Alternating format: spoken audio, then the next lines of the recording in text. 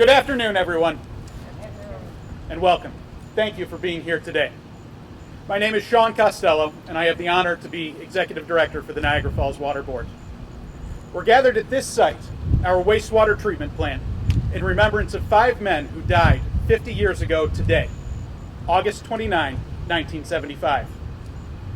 Joseph Dellavalle, Robert Frank, Stephen Hill, Wayman Owens, and Floyd Richard Wilcox lost their lives in a sudden and tragic flood while working on the Southside Interceptor Tunnel. We honor them here today because the tunnel they died building still exists and is part of a system that leads to this very spot. Part of what we have determined to do today is to remember their names, to contemplate the enormous impact their loss must have had on their family and friends. But we also honor them by remembering that their work contributed to construction of a critical part of the sewer infrastructure that serves this wastewater treatment plant and our community and the environment to this day. This means that their work still is meaningful and impactful half a century after their deaths. In just a moment, I will ask that Rick Roll, a professional engineer who has had a career with the Niagara Falls Water Board and before that with the City of Niagara Falls, provide us with some historical perspective so that we can better appreciate the tragedy on August 29, 1975. First, I'd like to welcome the family members who are present. We very much appreciate you being here and hope that we're able to offer something meaningful to you in remembrance. And I would like to thank the Water Board members, elected officials, community leaders, workers, and members of the public who were able to join us today. I would also like to thank the Media Production Department of Niagara Falls High School who are here to record our memorial. This will allow family members and friends who were not able to attend in person to share in this remembrance. Thank you, too, to the various Water Board staff members who assisted in planning this memorial. Now I'll ask that Rick Roll come.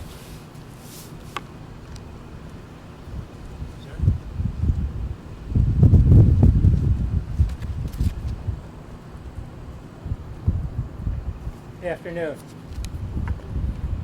The 1970s saw a great deal of activity to modernize the city's wastewater conveyance and treatment infrastructure. Tightening environmental regulations, the federal construction grants program, and funding from New York State prompted an investment of more than $60 million. This was 50 years ago. $60 million, that was a lot of money back then. The Depression-era Ashland Avenue sewage treatment plant was demolished, and in its place, the Gorge Pumping Station was constructed.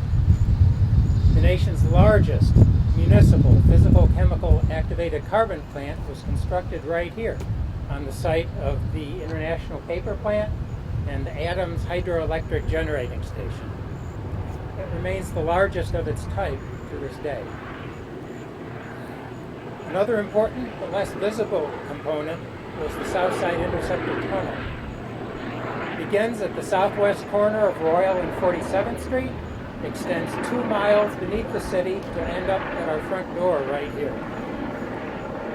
Building it wasn't a simple matter of digging a trench and lowering pipe into it. It was constructed through rock, 40 feet below ground level, and then was finished off into a 6-foot diameter concrete pipeline.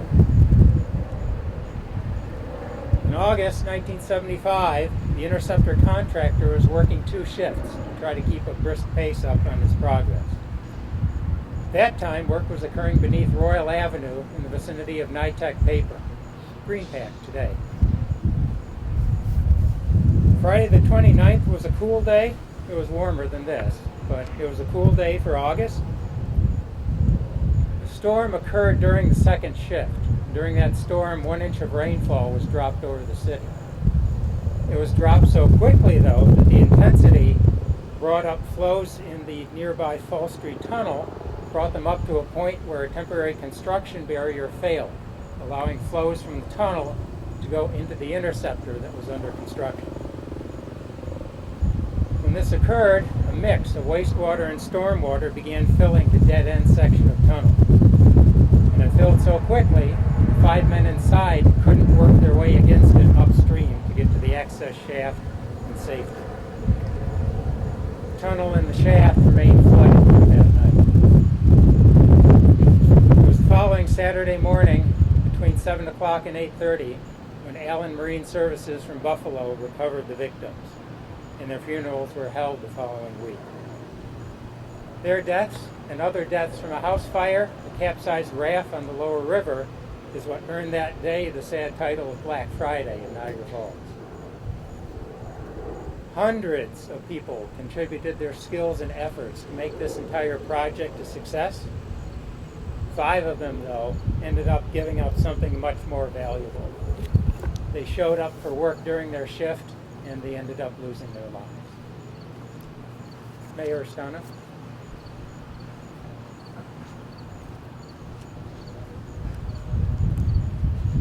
Thank you, Rick.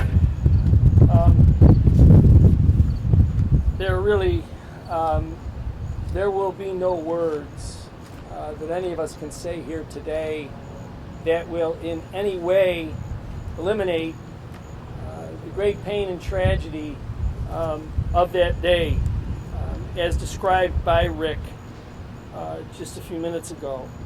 But one of the things that we can do is always remember, not forget who they are and what they did. So, I'm going to read off their names, and I'm going to ask us for a moment of silence for them. Joseph Della Valle, Robert Frank, Stephen Hill, Wayman Owens, Floyd Richard Wilcox.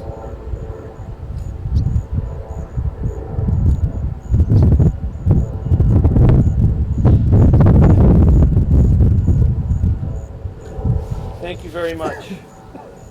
And now I would like to call up the chairperson of the Niagara Falls Water Board, Mr. Richard Sirianni.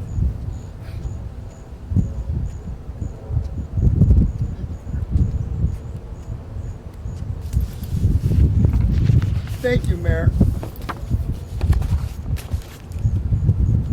I'd like to thank the Mayor, Rick Roll, and Sean Costello, and the rest of the Water Board team for putting this memorial together.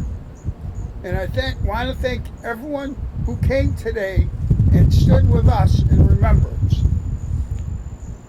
I know Sean recognized some people, but I like to recognize Bonnie Lockwood from Governor Hochul's office.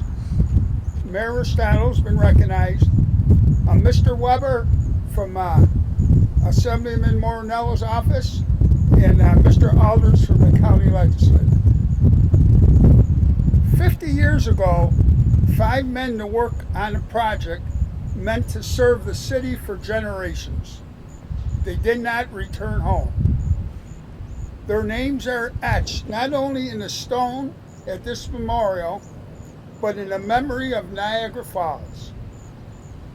Their deaths were a tragedy, but their work had meaning. The tunnel they were building still serves us today. It leads right to this place. We stand today to remember them 50 years after their deaths. These men were working on a project that is still part of the system that connects the whole city to this location and that protects human health and the environment.